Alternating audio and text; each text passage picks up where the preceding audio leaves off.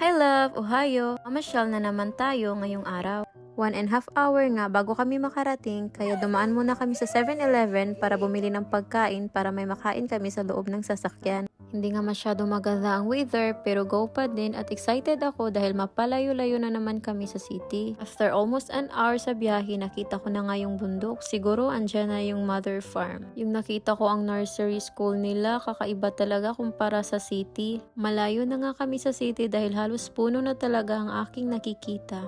Feeling ko nasa Pilipinas na ako dahil marami na akong palayan na nakikita. After ilang minuto, nakarating na nga kami sa mismong daanan talaga papuntang mother farm.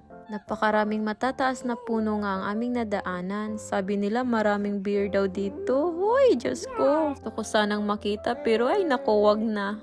At finally, nakarating na din kami sa entrance ng mother farm. May bayad nga din. Nandito na nga kami sa